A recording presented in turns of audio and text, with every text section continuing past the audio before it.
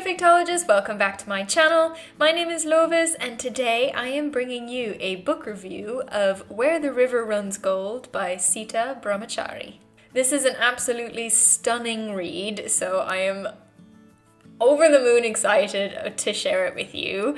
And as I said in my video last week, I'm going to be focusing a little bit more on book reviews on this channel because my analytics say that that's what the people want. Give the people what they want. This is actually a book that I read a while ago, and I've just been waiting for this moment to talk about it because I enjoyed it so much.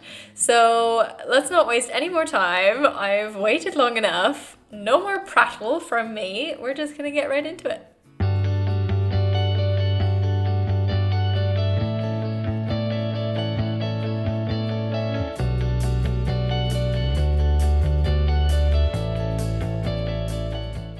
First up, a spoiler-free summary.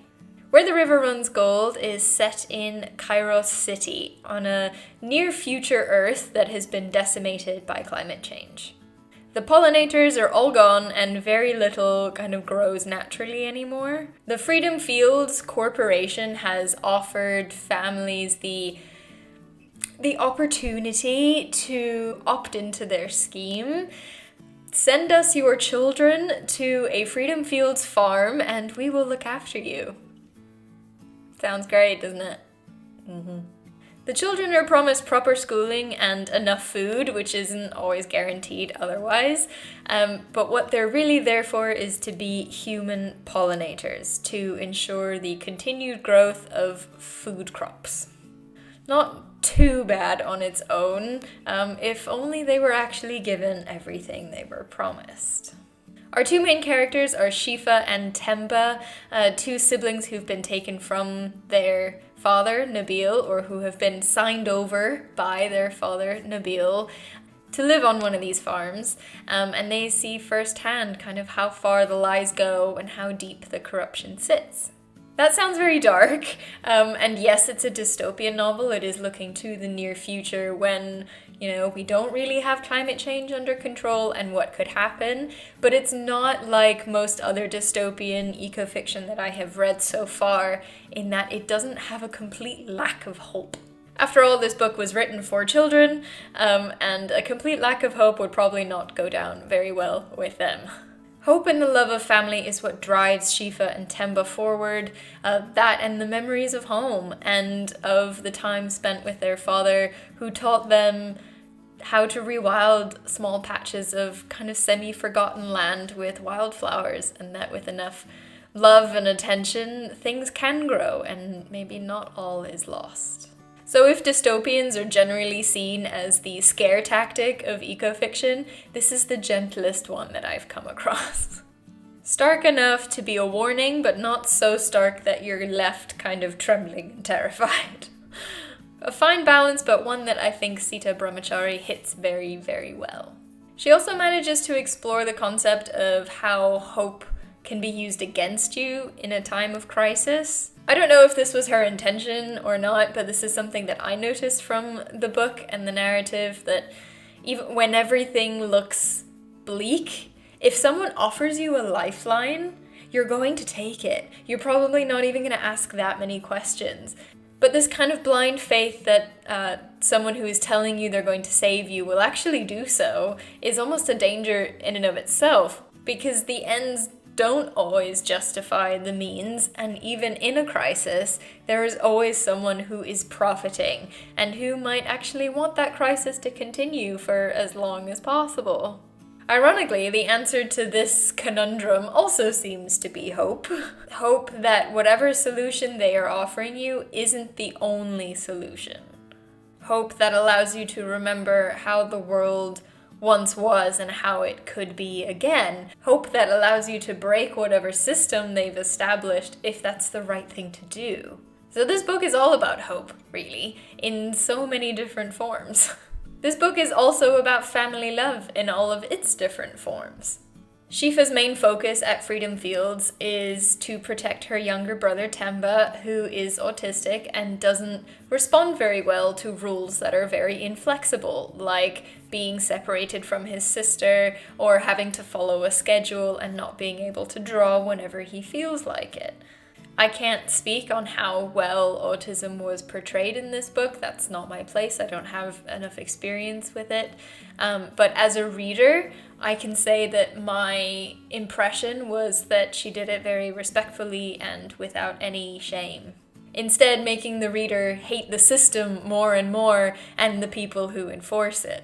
And in fact, championing Temba's abilities for the beautiful and special abilities that they are. That is how I perceived it anyway.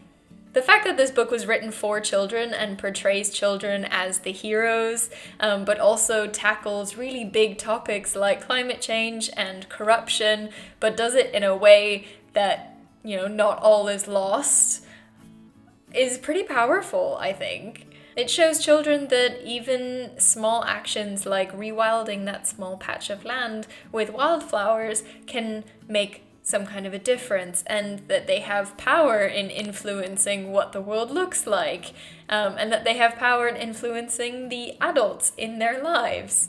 In fact, even though the book is a children's book, I didn't read it that way. I didn't even realize it was a children's book until I started writing this review. I think this book speaks to all ages. Nothing about how it's written or how the characters are developed says sugar-coated for children. Which I think is amazing, because children can pick up on that when they're being kind of white lied to, if that makes sense. This book is honest, but it is hopeful. If you want to learn more about the author, Sita Brahmachari, and I highly recommend that you do, because she sounds like an absolutely incredible woman who is really using her voice as an author, as well as in many other ways, to fight for environmental and social justice. There is a wonderful interview on dragonfly.eco, run by Mary Woodbury, with Sita Brahmachari. The power she evokes, even when she writes about why she wrote the book, is almost overwhelming. This woman definitely has a way with words. Just to pique your interest a little bit, I'm going to read you one of the answers to a question Mary asked her. I think it shows you where she's coming from as an author, and it's a topic I wanted to talk about in this review anyway, and who can say it better than the author herself. So, this was from the interview that she had with Mary. The question was, the class divide in the story is strong, with a few rich people living in luxury and the rest of the population crowded in compounds just barely surviving. The freedom and escape rest on children, Shifa and Temba. Do you foresee this story empowering the younger generation, and how so? And Sita's answer is, I'm sad to say that everything I've written in this story is happening to a child somewhere in the world. I wanted to bring it home to the reader that the plight of Shifa and Temba in the story is all our plights. When I set out to write the story, the fire twisting in my gut, which is a real spur to all the stories I've written, was driven by an outrage about poverty, inequality, and inequality of opportunity. Subjects I've explored before in my stories, but never in an environmental context. In my notebook, I was scribbling facts like 260 million children are in employment around the world. 11% of the world's children are denied an education because they are working. 26 humans own the same as 50% of humans on the planet. If of these 26, a 1% tax rise would be enough to give all children in the world an education. I am an ambassador for Amnesty International. November of this year marks 30 years of the Universal Declaration of the Rights of the Child.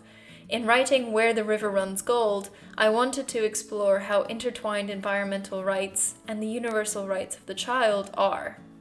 So many of Temba and Shifa's rights are taken from them in the course of the story. They are brave and true and have to fight hard to hold on to them, though they should never have been placed in such extremis and danger to have to protect themselves.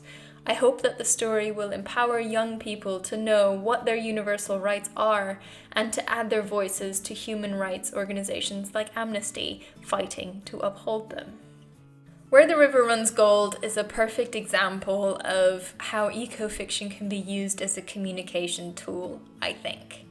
These truths that Sita Brahmachari is talking about are ones that most people would probably try to avoid being confronted with. But putting them in a book and wrapping them in fiction and narrative makes them more accessible, and maybe the reader comes away from this book thinking that little bit differently about climate change and social injustice and how they are inextricably linked.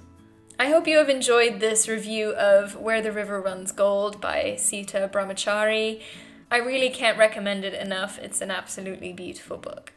If you have enjoyed this video, then give it a like, and if you want more content like this, then subscribe to my channel where we talk all about reading and writing ecofiction, and hit that bell so you get notified every time I post new content, which is on Wednesdays, and sometimes bonus content on Mondays. I'll be posting a lot of book reviews in the near future, so get your TBR list ready. If you like what I do and would like to support me, then head on over to patreon.com/ecofictology and become a patron, which buys me beautiful books like this, but also supports the marine conservation organization Love the Oceans, operating out of Mozambique. If you want to find some community with other ecofiction nerds, then join our Discord server, Rewelding Our Stories. We find lots of resources, opportunities for collaborations, and we are actually running a little book club at the moment, so if you want to join that, then please feel free. The link for that is in the description below. The Facebook group link is also down there if that is your preferred platform. I post updates there, and it's a space where you can ask any and all questions. So I think that's it from me. I hope you enjoyed this video, and I will see you next week, Ecofictologists. It shows children that even small actions like rewilding a small plot patch